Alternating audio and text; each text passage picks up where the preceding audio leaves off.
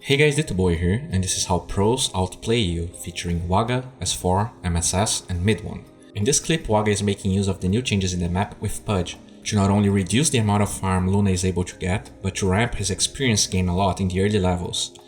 He took the large creep towards his creep wave to farm those camps, while denying experience and gold from Luna, and drawing the creep equilibrium towards his tower.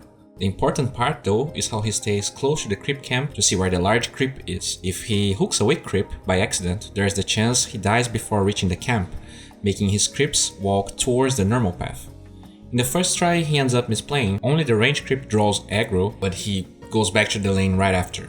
But he gets it right later and even connects those creeps with the medium camp. Another important aspect to pay attention to is him not going for the other last hits. Instead, he gets ready to hook the medium camp and even ignores it. Pudge is a experience-driven hero, and also a creep wave is way more attractive than a medium camp in terms of experience and gold. This alone gives him level 3 in 2 minutes, and why waste that potential against Luna when it is way harder to get a 1 vs 1 kill against Luna when he can go for Ember mid, since the lane is so pushed. He ends up fighting Shadow Demon. Pay attention how he respects Soul Catcher when Ember approaches, but when Invoker starts right-clicking him, he can go in. And also, pay attention how he waits Ember to commit to a path where he can't dodge the hook anymore. Until the stairs he has 2 options, going left or right. That's not true when he's on that part of the stairs, and then he can commit the hook with no worries. Easy kill. In this clip, MidOne is with Treant against a tri-lane. As he retreats a little bit, since they didn't thought that the kill was possible, pay attention how he goes from the tree everyone saw him jumping to one right close to that. The vision the enemies get from Monkey King's jumping ability is not so intuitive as people think. For the enemies, when you go from one tree to another one, it is like you were in the low ground. So when you cross from one section of trees to another one far away, they will see you because it is as if you were walking from one point to another.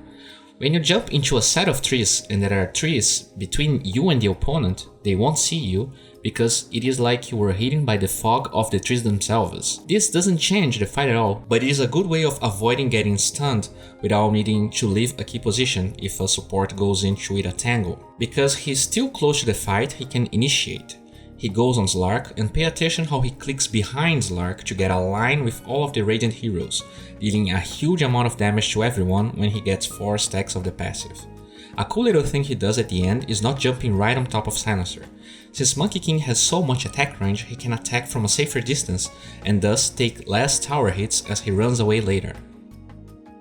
This clip shows how one of the main weaknesses of Monkey King can be used as an advantage.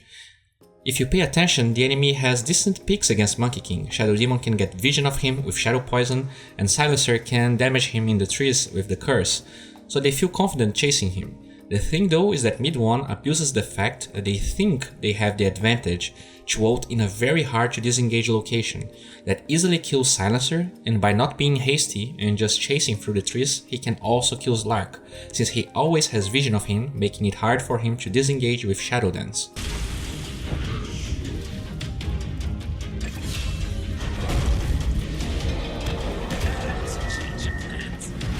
At first sight, this clip can seem completely standard to you. The only real play here is X being smart and timing Berserker's call right after Shackles. But watch it from the beginning. The first important aspect of this kill is him positioning himself close to Luna without her having vision of him. If Luna knew they were there, she could be less hitting way safer than that, close to the trees at the edge of the map. Anyways, Shadow Demon has the right idea. He eats the trees to cast the skill, and S4 right-clicks Luna until the disable is about to be over to make sure Luna doesn't run away during the cast point of Berserker's call, and then they can get the kill. This clip is pretty long, but it is a 101 class on how initiators work in Dota. People usually like to play X in a very rough and crazy playstyle. They will only initiate once in the fight, and they are fine in getting 1 kill with the hero, even if they die afterwards. But look how S4 approaches this fight. No one is showing from the enemy team, so he even backs a little bit and pings a location close to them.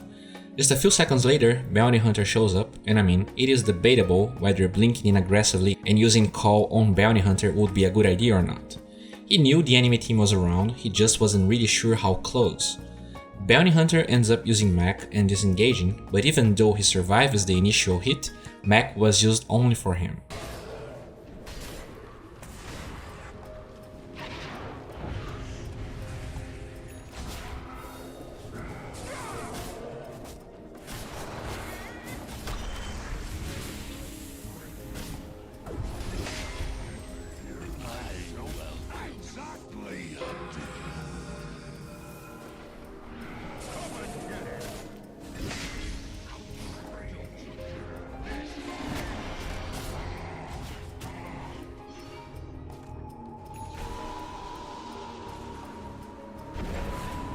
Since Call is on cooldown, he doesn't want to be doing anything in the front lines, he retreats, especially because he doesn't want to be tracked by Bounty Hunter. See how he waits to get a good call instead of rushing in? In the end he grabs 2, but it's clear they can't burst anyone, so as he calls, he already starts running away. I'm not really sure if S4 was paying attention to Bounty Hunter, but he blinks immediately after the track animation, which is a pain in the ass to deal with when you're playing an initiator, so that's probably what he was waiting before going in. He bursts Luna down, and a very key aspect to pay attention to is how he doesn't use Call while he goes through the stolen wards, even though he takes a fair bit of damage. He waits Invoker to be close to Rubik, so the Call duration can be used meaningfully to get a kill instead of only serving as a means for him to take less damage. When Spirit Breaker TPs in, he plays very diligently and doesn't risk getting killed by Raze, and in the end the trade is 4 vs 4. Not great, but imagine if S4 misplayed during the fight. A lot of people know that in the mid lane, you usually want to use your skills to last hit creeps in the lane when you can also damage the enemies with them. That's true for any 1 vs 1 lanes, to be honest. That's not usually an offlane topic because usually you don't have the freedom and the luck to be able to get close to the creeps or your enemy anyways. But in this game, since level 1 MSS saw Lion TP in bot, pay attention on every anchor smash used by MSS. He never used it to get less hits without dealing damage to Weaver at the same time. And if you're at least familiar with Tidehunter, you know that the skill has even more merits in decreasing the enemy right click power than the damage itself. Look at this clip in particular when he had 2 ranged creeps very low on HP close to him. Most players would be fine using the skill to get both ranged creeps, right? Easy experience and gold from a safe distance. But since he is certain there is no one there, he walks closer to Weaver. At the same time she's about to last hit a creep, meaning that in the long run, Tidehunter will take less harass damage and maybe Weaver will even miss some less hits here and there. Because MSS is playing like that, he misses some less hits. But to him, since he's on a 1 vs 1, being able to make Weaver miss her less hits and harass her is more important than missing some CS, especially when he doesn't have the mana sustained from arcanes to spam the skill anyways. I feel like this part of the video has potential for an entire video on the new thread's Echo Saber Tidehunter, but let's focus on the fact that he saved 2 skill points. The first one he uses to get the extra 50 damage talent. What's the point in saving a skill point in this case? First, the enemy can't know if he's saving a skill point of Gush or if he learned an extra point of his passive. Since he saved the skill point, he can choose if he wants to use it defensively when he gets ganked or if he wants to use it aggressively. They find Lena, and because of the slow they are able to chase her. Lena ends up dying because she forgot that Razor passive deals damage before a spell is cast, killing her while Razor is able to reach Lion. When you think about it, having minus armor on Gush on top of having Tread's attack speed and extra 50 damage from the talent is very strong. We'll see whether this is going to be popular in the pro scene or not. Well, this wraps up for today. If you enjoyed this video, please guys give it a thumbs up. If you want to see the extended version of this video, please check the link in the description. And I can't overstate how this video wouldn't ever be possible without the huge help from the Pugna guys, so please show them some love. Pugna is a platform where you can learn from people like Chessie, Fogged, Slasher, Monib, and get better at the game. They have now great content on 7.0.0, and if you want to raise your MMR, it's a great time. Just figure out the patch faster than others and get those easy wins. And of course, if you enjoy this content, please subscribe to my channel and let's keep learning together. But there are 2 reasons not to risk it. The first one is that he's getting closer to level 4 and this is something unpredictable to Sniper and that he can't reliably account for. Also, he's being greedy, not going to heal in his shrine, so why risk something that is being given to him? Pay attention to his positioning in the lane. He wants to be able to cast Shackle Shot as soon as it's available.